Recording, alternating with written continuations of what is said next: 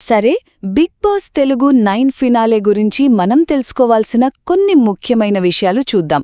So final voting అయితే almost end స్టేజ్కి వచ్చేసింది. విన్నర్ ఎవరో దాదాపుగా తెలిసిపోయినట్టే ఉంది. కానీ గ్రాండ్ ఫినాలే ఎపిసోడ్ను మాత్రం ఒక పెద్ద ఈవెంట్లా ప్లాన్ చేస్తున్నారు. మరి అసలు ఏం జరగబోతోంది? మొదటి విషయం, ఓటింగ్ రేస్లో ఎవరు ముందున్నారు?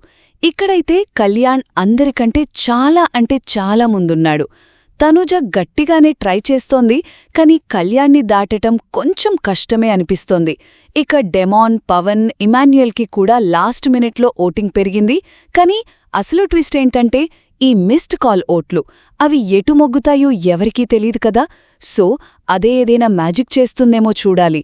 ఇక రెండవది, ఫినాలే స్టేజ్పై జరగబోయే సందడి. ఓటింగ్ పక్కన పెడితే ఎపిసోడ్ను గ్రాండ్గా చేద్దామని చాలామంది గెస్ట్లను పిలుస్తున్నారు. చూడండి, ప్రదీప్ మాచిరాజు బీబీ జోడీ అనే కొత్త షో ప్రమోషన్ కోసం వస్తున్నాడు. తర్వాత శ్రీముఖి, తను ఒక సూట్ కేస్ టాస్క్తో ఎంటర్టైన్ చేయడానికి రాబోతోంది. అంతేకాదు, సీజన్ 7 విన్నర్ శివాజీ తన కొత్త సినిమా టీంతో వస్తున్నాడు. అలాగే నటి నిధి అగర్వాల్ కూడా రాజాసాబ్ సినిమా ప్రమోషన్ కోసం వస్తున్నారు. ఫైనల్గా ఒక చిన్న ఇన్సిడెంట్. నిధి అగర్వాల్తో ఒక ప్రమోషనల్ టాస్క్ ఆడుతున్నప్పుడు మన కళ్యాణ్కి తలకు చిన్న దెబ్బ తగిలింది. అయితే పెద్దగా కంగారు పడాల్సిన అవసరం లేదు. ట్రీట్మెంట్ తీసుకున్నాడు. ఫినాలేకి అతను కంప్లీట్గా ఫిట్గా ఉన్నాడు.